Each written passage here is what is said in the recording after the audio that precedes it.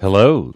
Welcome to another invigorating installment of Andy's Philosophy Corner here on the Steel Plaza podcast. I am your Chief Philosophical Officer, Andy Hoke, here at the Steel Podcast, and this program is called Andy's Philosophy Corner. This time around, rebellion to revolution. Whiskey, and other inflection points. We're going to speak about ideological tyranny. We're going to speak about social contracts. And I'd like to start us off with a quote from the great American thinker from the earlier part of the 20th century, H.L. Mencken. Now, H.L. Mencken was a columnist for the Baltimore Sun. And he's widely quoted. A very, very well-read man. He wrote many books. Among others, he wrote volumes about how America was taking over the English language from the English. There were more English speakers, ultimately, in North America than in England, and so American expressions began springing up that were completely foreign to the native land of England. Anyway, H.L. Mencken is probably best known for getting the ACLU to represent a school teacher in the American South in a famous trial called the Scopes Monkey Trial, in which a teacher wanted to teach evolution in school, and the school board would not have it. And H.L. Mencken was the very famous journalist who got the ACLU. Anyway, here's the quote. H.L. Mencken. Democracy is a pathetic belief in the collective wisdom of individual ignorance. So anyway, it's not completely random, but it's on my mind. And if you've never heard of H.L. Mencken, I suggest looking him up and doing a little reading. Something like that doesn't take long. Just go to YouTube and type in H.L. Mencken quotes, and I think you'll be pretty impressed. What's another of his quotes? An optimist is one who presumes that because roses smell better than cabbage, they will also make better soup. So anyway, whiskey, rebellion, revolution. When I was a freshman at Gettysburg College in the late 80s, I took a course, we all did, every freshman, called colloquy. Now, I've never heard the word colloquy used before or since. Let's see, it's spelled Colliquay. Every freshman had to take the course, and the teachers of the course came from nearly every department of the school. Now, every student in a year had the same subject, and for the graduating class of 1991, our subject was revolution. So, despite my complaints about an expensive liberal arts education, the colloquy course was actually very stimulating for me. So, for myself and all of my fellow Gettysburg College bullets, yes, the Gettysburg College school mascot is the bullet. The subject was revolution. Brief definition, colloquy, a conversation, especially a formal one, a written dialogue, a conversation, especially a conversation which is of the nature of a discussion or conference. Well, yeah, that's what talking is, isn't it? So anyway, in the fall of 1987, our colloquy class studied revolution and art. We studied the 1980 Iranian Revolution. The idea was that we would think a lot about revolutions, and it's been decades since my class, and it's time for me to share, finally, some of what I learned.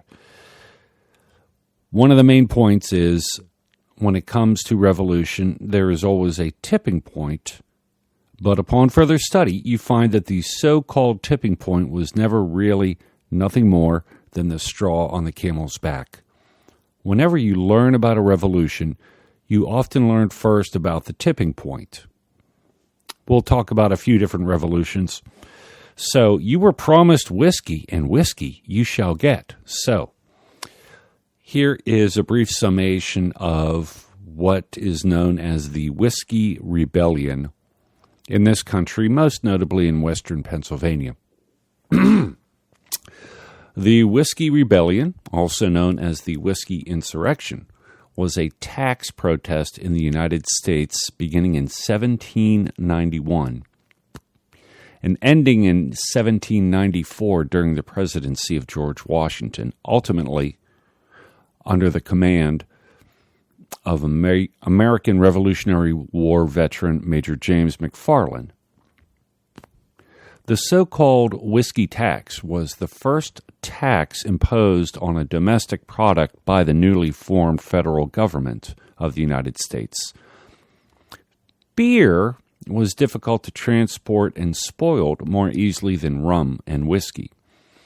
Rum distillation in the United States had been disrupted during the American Revolutionary War, and, for factors described in a moment, whiskey distribution and consumption increased after the Revolutionary War. Aggregate production had not surpassed rum by 1971. The whiskey tax became law in 1791 and was intended to generate revenue for the war debt incurred during the Revolutionary War. The tax applied to all distilled spirits, but consumption of U.S. whiskey was rapidly expanding in the late 18th century, so the excise became widely known as the whiskey tax. Farmers of the western frontier were accustomed to distilling their surplus rye, barley, wheat, corn, or fermented grain mixtures to make whiskey. These farmers resisted the tax. In these regions, whiskey often served as a medium of exchange. Many of the resistors were war veterans who believed that they were fighting for the principles of the American Revolution, in particular against taxation without local representation. While the federal government maintained that the taxes were the legal expression of congressional taxation powers. Throughout western Pennsylvania counties, protesters used violence and intimidation to prevent federal officials from collecting the tax. Resistance came to a climax in July 1794, when a U.S. Marshal arrived in western Pennsylvania to serve writs to distillers who had not paid the excise. The alarm was raised, and more than 500 armed men attacked the fortified home of the tax inspector General John Neville. Washington responded by sending peace commissioners to western Pennsylvania to negotiate with the rebels, while at the same time calling on governors to send a militia force to enforce the tax. Washington himself rode at the head of an army to suppress the insurgency. With 13,000 militiamen provided by the governors of Virginia, Maryland, New Jersey, and Pennsylvania. The rebels all went home before the arrival of the army, and there was no confrontation. About 20 men were arrested, but all were later acquitted or pardoned. Most distillers in nearby Kentucky were found to be all but impossible to tax in the next 6 years. Over 175 distillers from Kentucky were convicted of violating the law. Numerous examples of resistance are recorded in court documents and newspaper accounts. The Whiskey Rebellion demonstrated that the new national government had the will and the ability to suppress violent resistance to its laws. Though the whiskey excise remained difficult to collect, The events contributed to the formation of political parties in the United States, a process already underway. The whiskey tax was repealed in the early 1800s during the Jefferson administration. Historian Carol Birkin argues that the episode, in the long run, strengthened U.S. nationalism because the people appreciated how well Washington handled the rebels without resorting to tyranny. And I believe I've said on this program before, think about George Washington. He was, by profession, by trade, when he arrived in North America, a surveyor. Now, a surveyor, of course, is someone who observes and reports on land and which land is valuable. And in Europe, or in England anyway, a surveyor, put it this way, in the United States, they would be called appraisers. Washington was an appraiser. They sent him out into the country and said, tell us the lay of the land. Where are the rivers? Where are the mountains? Where is the valuable land? You know? And so Washington really got pushed into being general of the Revolutionary Army. He was the right man for the job. Everybody knew it, including Washington. He didn't want the job. Yours truly got to see Hamilton on Broadway. And, well, I mentioned that later in the podcast. So, well, I'll mention it now. I had the great pleasure of having the best seats in the house and seeing the huge hit musical Hamilton on Broadway in the fall of 2019, before theaters shut down. It was amazing, by the way. I mention it because of America's first president, George Washington, for whom I've great admiration. My impression of him was that he really didn't want to be the country's commander of the Revolutionary Army or the first president, but he and everyone else knew he was the right man for the job. He's so great because he knew it had to be done, and as much as he didn't want to do it, he knew he was the right man for the job. What may be his most impressive act was dutifully leaving office after the election that supplanted him. The peaceful transition of power. George set the precedent for the peaceful transition of power in the United States of America. In the musical Hamilton, the very comical portrayal of King George of England was that the king was dumbfounded that Washington peacefully left the White House instead of continuing to accumulate personal power. After all, the U.S. had just defeated the mighty English Army and Navy. The furor over the whiskey excise had unleashed anger about other economic grievances. In other words, the whiskey tax was the straw that broke the camel's back, I would say. It was the inflection point, or the tipping point.